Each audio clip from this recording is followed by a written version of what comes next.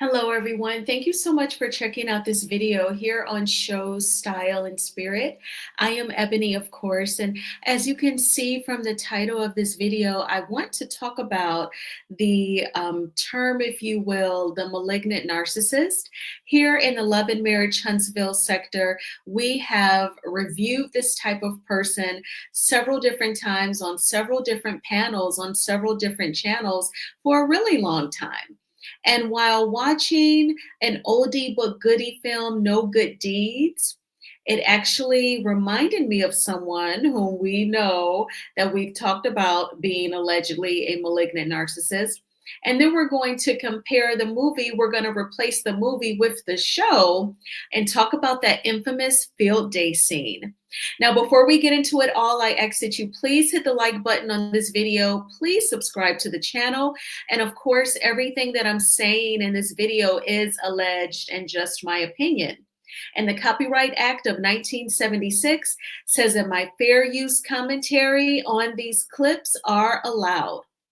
Okay, so I'm sure you all have seen the really good suspenseful film No Good Deed, starring the handsome Idris Elba and the beautiful and beautifully talented Taraji P. Henson. This movie is actually on YouTube for free. So if you've never seen it or if you want to watch it again, definitely check it out. Now, this movie is 11 years old. I remember seeing it at the movies. It's really creepy, really great performances because Idris Elba is playing the narcissist and he is psycho. He is psycho, he is violent, and he is a stalker. So, the scene that I want to play for you all is he is talking to the parole board, and a member of the parole board, another man, is going to read the Colin character. That's Idris Elba's character's name, Colin. So when you hear me say Colin, I'm referring to Idris Elba, the character that he's playing. So this parole board member is going to read him down. He's going to talk about a lot of his acting out has to deal always with a woman, and he cannot move on, and he cannot watch the woman move on either.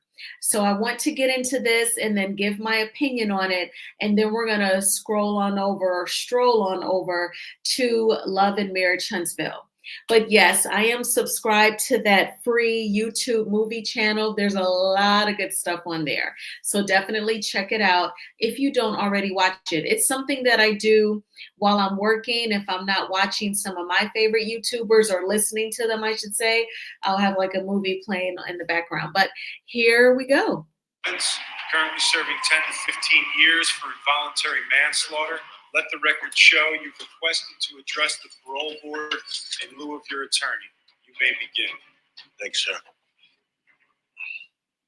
I'm not going to stand here and lie to you because I'm not very good at that. When I was sentenced, I was angry. I told myself fights like this get out of hand all the time. Accidents happen, and I could have easily been the man that died that night. But as time went by, I realized I was wrong. I shouldn't have been angry. I should have been ashamed. A man had died. There was no way I could bring it back. But I could make a change within myself and others, perhaps. I started a teaching program, teaching other prisoners to read and write. And the warden saw this, and they're talking about taking my program statewide to other prisons. I feel like that's an achievement.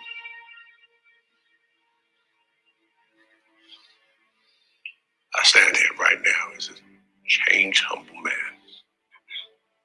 I've been in a prison correctional system for 5 years now, and that is exactly what I am. Corrected, rehabilitated. I just want you to give me a chance. I won't let you down. Thank you for your time. Mr. Chairman, if I could have just a moment. You see, I did my homework on this man. And I can tell you with confidence that he's actually quite a good liar.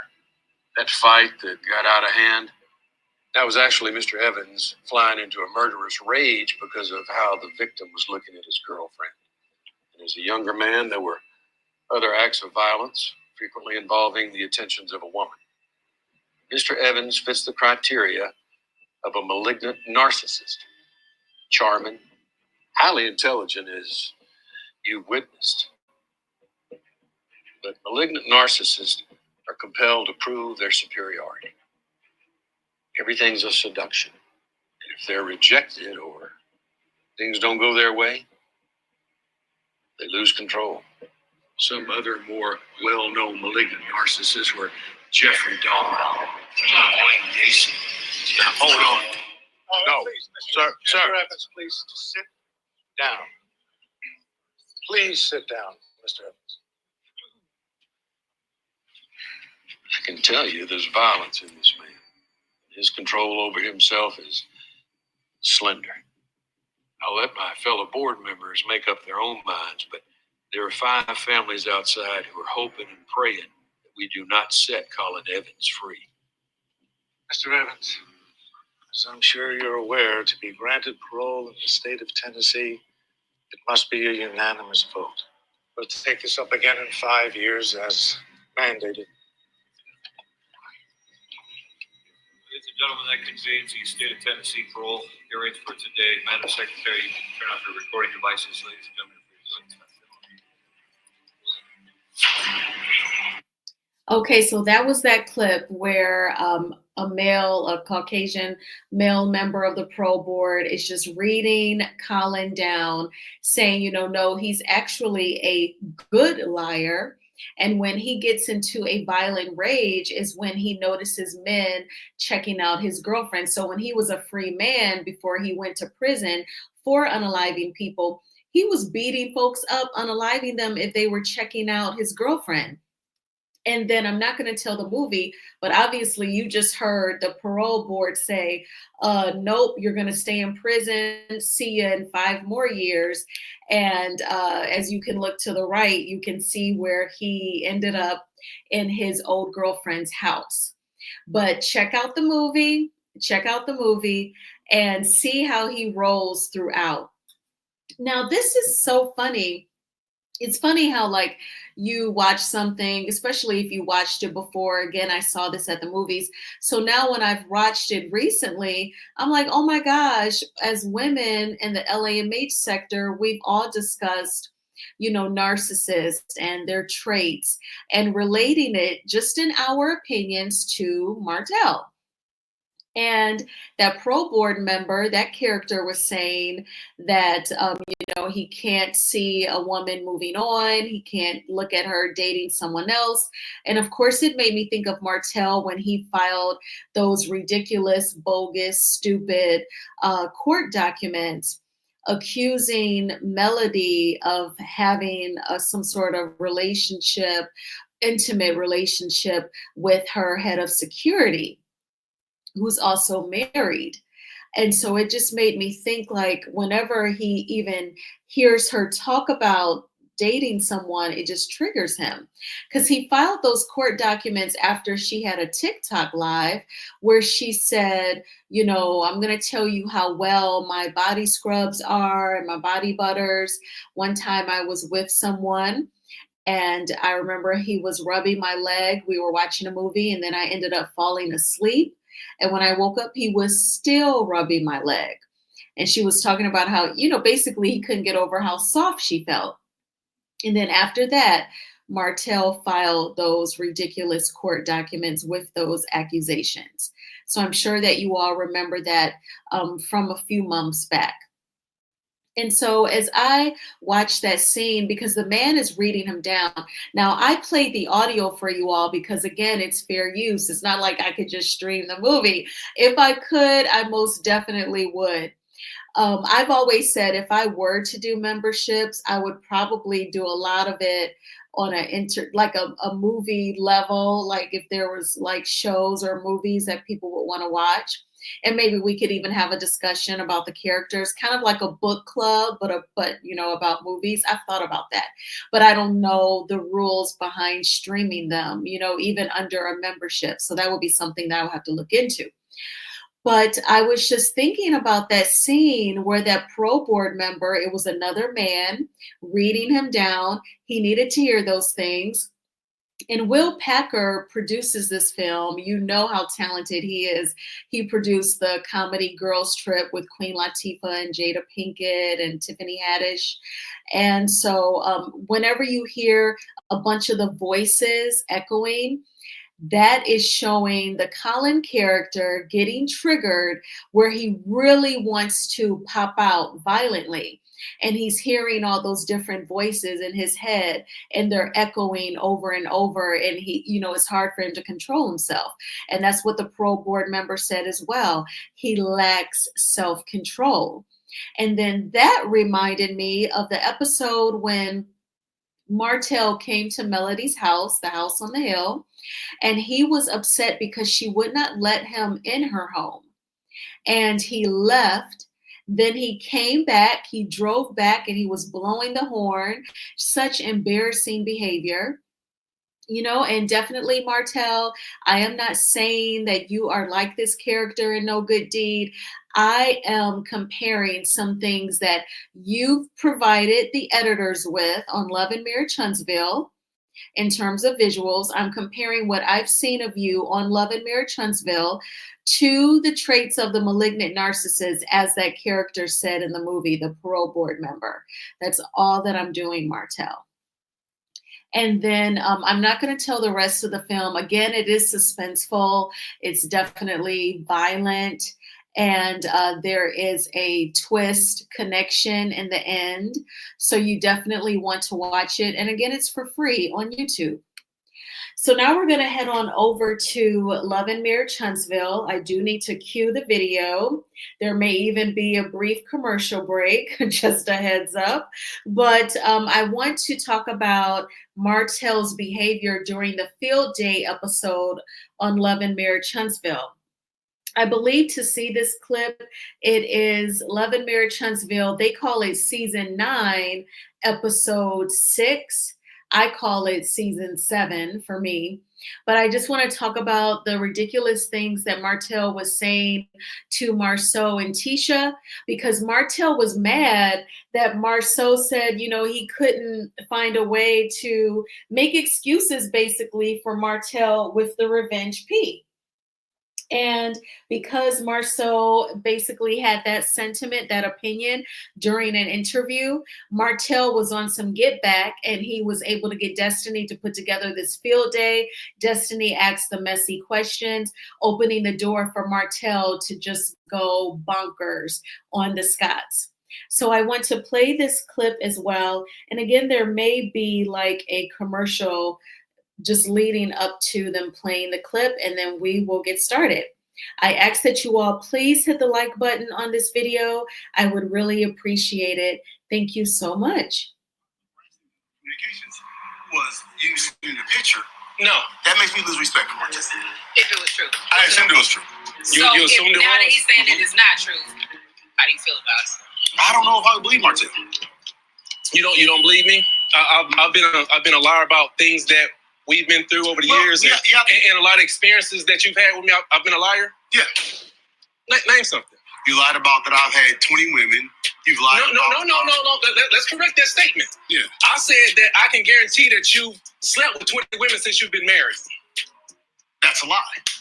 I can bet $50,000 it ain't. Show me the 50,000 real quick. Oh, I got it. Show me. Show me your 50,000. I didn't say I was gonna bet. Show me your 50,000. I would bet. Show me your 50,000. We're not getting Show me anywhere. 50,000. I know. Okay, now one, I don't believe that you have that. The difference I is... bet 50,000 or 25. You take a lie detector test then. This is what I mean by how do we get to the fixing part? Nobody gonna say anything. Y'all just gonna let them go. I'm annoyed that nobody's saying anything, and I am the referee for real. It's like Maurice, let him let it out. Chris and Nell are zombies. Poor Lance, he just new and traumatized. I just don't want anybody to swing on each other. Like, That's the last thing I want. Because I know several women you've been with. Right. I know several women you've been with. So here's the difference. And I would suggest you stop talking so much about my. What made you lose respect for me? Because what you're saying right now isn't even true. So I'm up here telling you what the truth is, and you still say that you have no respect for me. So I'm saying, okay, it must be something deeper. So what is it? All I'm saying is that you've got a lot to say in all your interviews. I don't have a lot to say. Every time he opens his mouth and says something about Marcel, he's gonna be talking about. I never say about you. What you talking about? Marcel knows about Martell, and Martell ain't gonna like that. But Martell, his family, what's going on, and all this stuff. But the question I was, know about you. His text Your messages, family. his text messages, all God stuff he's damn. saying about his girl, about who his girl's Who messing is with. my girl? I don't have a girl. Yeah, I'll tell you. I ain't had a girl in 4 or 5 years. I go get my phone. You bring out your bring out my. What the hell is about to happen here? Martell proceeds to go towards his car to get receipts. This is a show and all hell is about to break loose. well, I think the big day is going out the window. What's up? Take your out about my family. Go ahead. And I'm gonna see how true Tisha gonna stand on what she's not gonna accept in a marriage. Said, Hold on, no, stop. you said we weren't doing that. That's it. There's nothing that Martell's gonna bring out the phone. Bring it out. That's you gonna show. It is. Show what you gotta Yeah, show. show it. Show it. Show what you gotta show. You show it. Oh, You got your woman show. He don't want to talk about my family. What the talking about? You show what you was talking about. What you talking about? Between me and you. Yeah. This is a conversation between me, you, and her. Okay, show it. Please show it. Show Please it. show it. Somebody Please show it. show it. I don't care. I don't Why care. you talking to me? 7 then? years ago, you was like, Why you talking we to me? got proof. I said, show your proof. Hey, still ain't We got got no proof. Don't hold this over my head. I got something. Show what you got. I'm not going to ease up right now. You make me feel some kind of way. You attempt to hurt me in some kind of way. I'm going to hurt you. I'm not going to be played by anybody and not make you feel how I feel. The reason I have not because I always respected your marriage. You never respect the marriage. You never respect. Once he loses respect for me, I'm gonna lose respect for No, y'all. I don't have respect for you. I don't have respect. So you can show it. Okay. Hey, Tisha, if I was you, I would want to see it too. Okay, y'all, that is pretty much the end of that clip. And so we know all of there's not just even the words that Martell said, but it was the yelling and just calling, Marceau, saying that he was like a better man than Marceau and always trying to hurt Tisha's feelings. Oh, Tisha, he's, said horrible things about you, horrible things about your body. We know that season 2, it was in the beginning of the season when Melody was close to having Sugar Mama. The episode was actually her baby shower. And Martell sent some mean text messages, copied both Tisha and Marceau, saying to Tisha that Marceau told you to have a BBL and he still isn't satisfied with your body. And in comparison to the Colin character in No Good Deed, Colin is very physical with people. He lets out his aggression and anger through physical violence. And I feel like what we actually witnessed on Love and Marriage Huntsville is Martell Holt being very verbally violent. If you've ever watched Iyanla Vanzant's Fix My Life on OWN, sometimes even the people who contacted her show, they'll write a letter where they're just judging and reading down whichever family member that they want Iyanla to help with.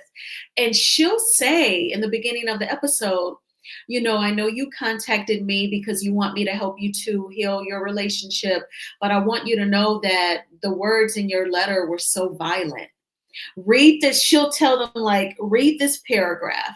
And they'll read it out loud and she'll say, do you realize how violent you are with your words towards this person?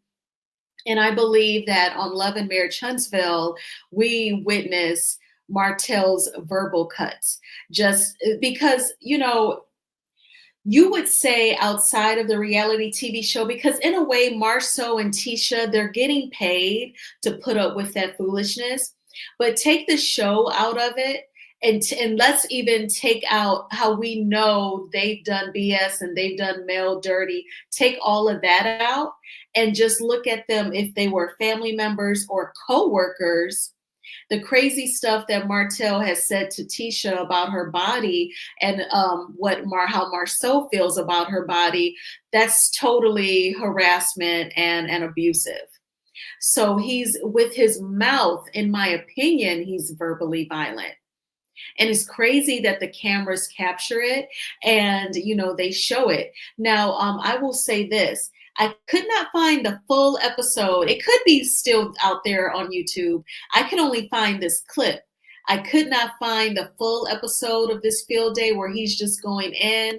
What I did find was like the next episode where they're kind of like talking about his crazy, and Melody spoke with Marceau and Tisha about it. But I feel like, they'll show Martell's craziness, and then the producers will think, oh, I think we're exposing too much of who he is. And then they'll hide it and they'll cover for him. Kind of like what Destiny does over and over. We heard in that clip where she was saying to Marceau, if it's true, if he did the revenge P. Always caping for him. But I just wanted to talk about that, like with the traits. And the thing is that I always felt like that was a beautiful part of the LAMH sector. I know that things have changed a lot lately. Some people weren't into like the lecture style portion of the lives and the panels, but I felt like it was great seeing such beautiful and smart Black women come on together on a channel and would talk about their relationship experiences, their times where they had to get away. I've heard women click on those links, those StreamYard links, and go up on the panels and say how they had to escape with their children from an abusive relationship. And that was the beautiful part about Melody's story on Love and Marriage Huntsville, how it brought so many women together. And the important thing about learning about terms like the malignant narcissist is that you can learn those traits for should you meet a ninja that's showing them, that's displaying them, so that okay, this ain't it. But I know that, sometimes dynamics change, sometimes friendships change or are no longer. But I just say to the content creators, keep creating your content.